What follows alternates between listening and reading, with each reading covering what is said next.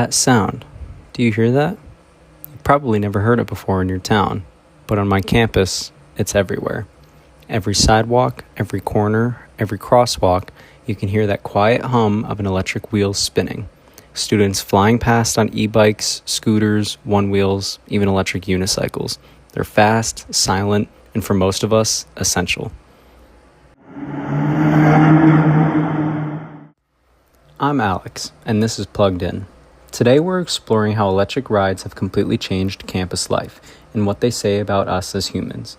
Because even though e-bikes and scooters were made to help the planet, they've created a whole new kind of problem.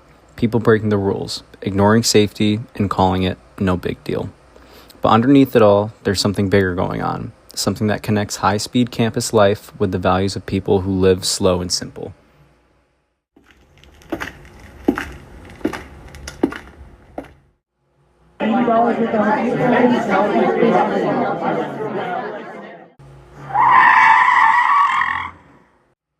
Ready? Now picture this. You're running late to class, your dorm's on one end of campus, and your lecture starts in 5 minutes. You hop on your e-bike, cut across the sidewalk, and maybe slide past a stop sign. You know it's not technically allowed, but everybody else does it. That little rule break saves you time, and honestly, nobody's watching. The exact mindset is what a team of researchers set out to study. Why people choose convenience over compliance, and even when the technology itself was designed to make life better and easier.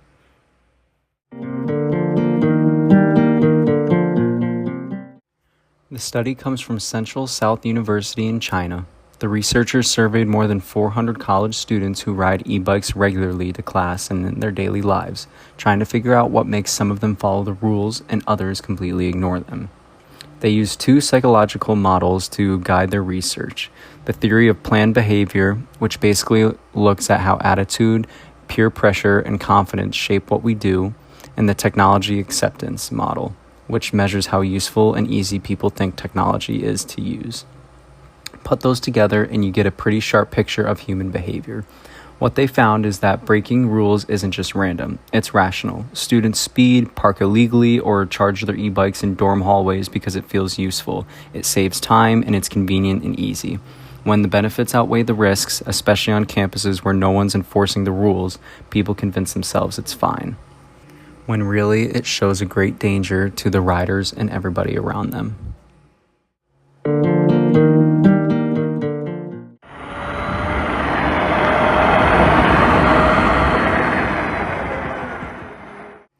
So, the researchers call college campuses semi-regulated environments.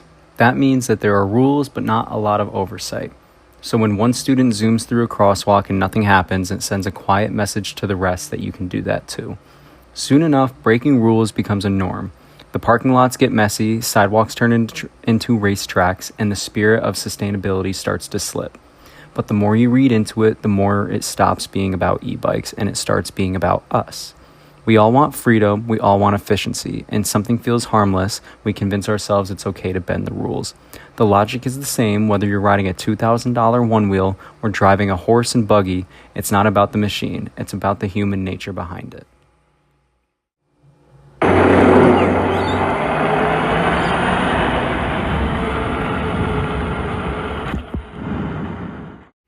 Well now, if you're someone who lives simply, maybe you've never used an electric ride before or even owned a smartphone, you might wonder what this has to do with you. But the truth is, the tension between convenience and responsibility isn't new. Technology just really amplifies it. The faster we move, the easier it is to forget what really keeps the community balanced. Patience, awareness, and respect. Those are the same values that people in traditional communities have protected for generations.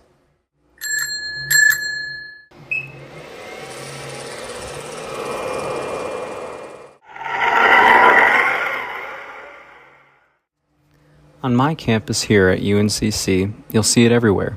A student plugs in their e-bike into a dorm hallway outlet, technically unsafe but convenient. Another cuts across the grass to skip traffic, leaving tracks behind. Or someone else rides full speed down the crowded path, ignoring the rules but making it to class on time. All those choices do add up. The study found that when people think their actions don't matter or won't be noticed, they start to push the boundaries. The solution, researchers say, isn't punishment or stricter rules. It's designing systems that make good behavior easier than bad behavior. That might mean clear bike lanes, safe charging stations, or even campus campaigns that show responsible riders as role models. When people see that responsibility is the norm, they're more than likely to want to join in. The takeaway. Here it is. Sustainability isn't just about batteries or emissions. It's about behavior. You can build the greenest technology in the world, but if people use it carelessly, it stops being sustainable.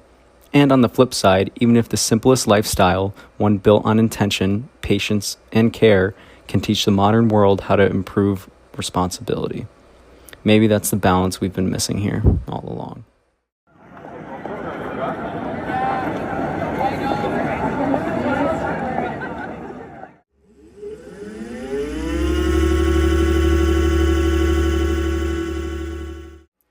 And so with that, I'm Alex, this is Plugged In, and maybe the future of mobility isn't about slowing down the wheels. It's about learning how to ride smarter, safer, and more responsible.